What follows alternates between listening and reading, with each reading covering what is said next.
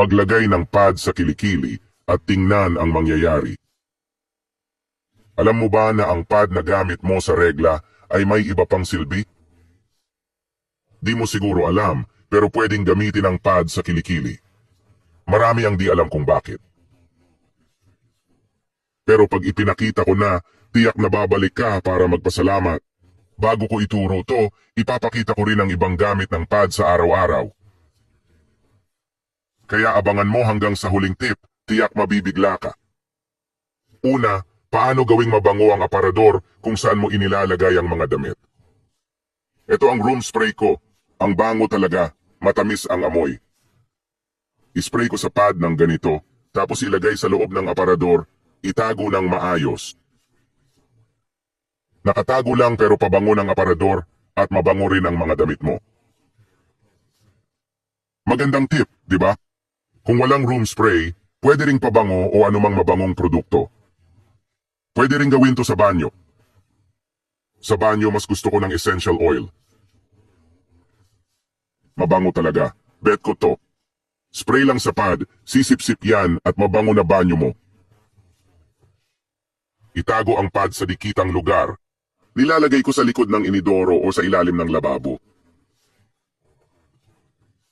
Walang problema yan, mabango na ang banyo mo. Tip 2, kapag nasugatan ka habang nagluluto. Pwede mong gamitin tong pad. Gupitin ang gilid ng pad, tapos ibalot sa daliri mo. Pipigilan nito ang pagdurugo. Magandang hack to. Tip 3, para sa sapatos na nagpapaltos sa'yo. May solusyon ng pad dito. Gupitin ang pad, idikit sa part na kumikiskis sa paa mo. Sa takong koto nangyayari, doon ko dinidikit. Effective! Tip number 4, kahanga-hanga rin ang tip na ito. Kung marumi ang medyas mo o wala kang malinis pero ayaw mong magsuot ng sapatos ng walang medyas dahil nagdudulot ito ng amoy sa paa, simple lang ang solusyon. Idikit lang ang isang pad sa insole ng sapatos mo. Sisip-sipin ng pad ang lahat ng pawis at amoy, kaya mananatiling malinis ang sapatos mo. Magandang tip, di ba? At ngayon ang pinakamahalagang tip, paggamit ng pad sa kilikili. Kung madalas kang pawisan o may labis na pagpapawis, hyperhidrosis, game changer ang tip na to. Ang gawin mo lang ay idikit ang pad sa loob ng shirt mo. Sa bahagi ng kilikili, sisip-sipin ng pad ang lahat ng pawis sa kilikili mo.